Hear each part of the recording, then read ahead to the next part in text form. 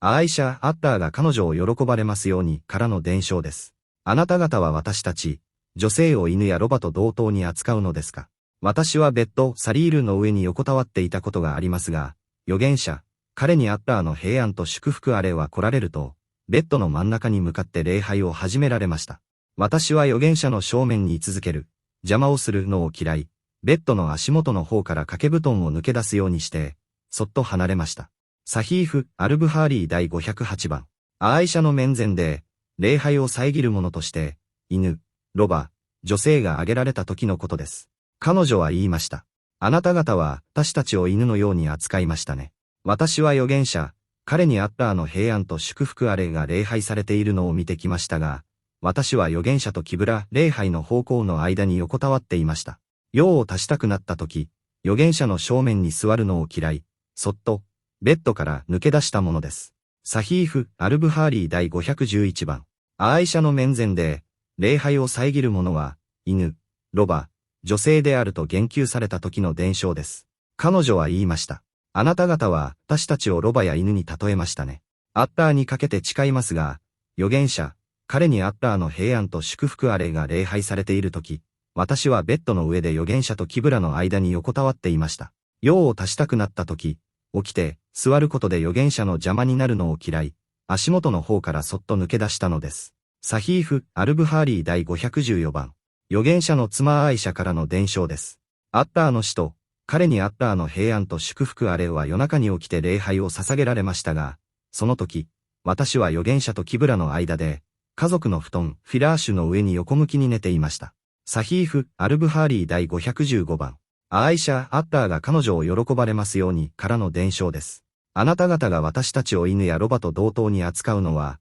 実に失礼なことです。アッターの死と、彼にアッターの平安と祝福あれが礼拝をされている間、私は預言者とキブラの間に横たわっていました。預言者がサジダ、平服をしようとされるとき、私の足にそっと触れられたので、私は足を引っ込めました。そして預言者が立ち上がると、また足を伸ばしました。サヒーフ・アルブハーリー第519番。ハディースの解説。礼拝は、僕、しもべえが主、アッターのお前に立つ崇高な崇拝行為です。そのため、礼拝者は集中、不習を妨げる要因を避けなければなりません。また、正面を何かが通り過ぎて礼拝が乱されないよう、ストラ、障壁を置くことが命じられています。1、礼拝を遮る、無効にするものについての議論。タビウーンのマスルーク・ブン・アル・アジダーは、母アイシャ、アッターが彼女を喜ばれますようにの前で、礼拝を遮るものについて語られた時のことを伝えています。ここで言う、遮る、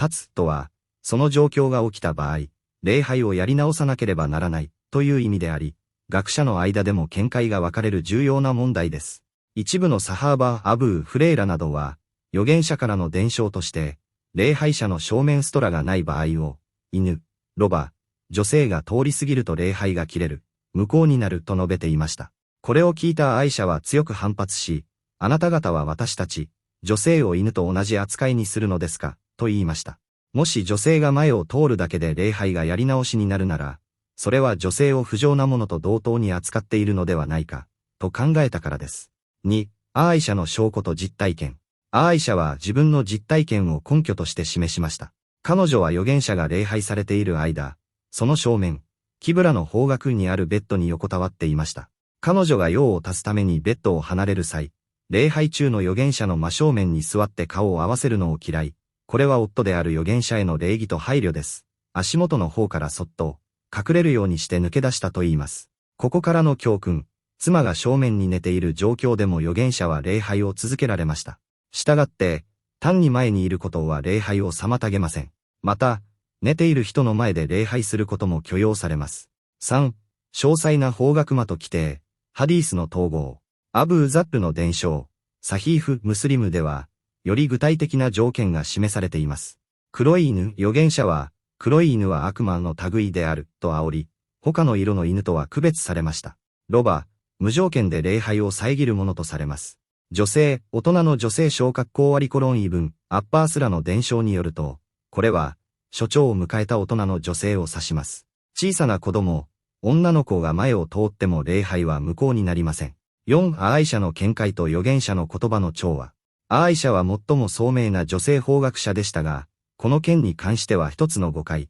解釈の違いがありました。通過、通行と、静止の違い、礼拝を無効にするのは、あくまで正面を、通り過ぎる、通過する行為です。アーイシャのように、最初からそこに横たわっていることや、座っていることは通過ではないため、礼拝は無効になりません。預言者の言葉はアーイシャの見解を含め、他の誰の意見よりも優先されます。預言者は法を制定し、教える立場にあるからです。ご質問、マフラム、近親者による違いはあるか。回答、違いはありません。通り過ぎる女性が親族、マフラムであれ、他人であれ、あるいは礼拝者自身が女性であっても、大人の女性が正面を通り過ぎれば、ハディースの一般原則に基づき礼拝は中断、無効されます。これは夫や親族であっても同様です。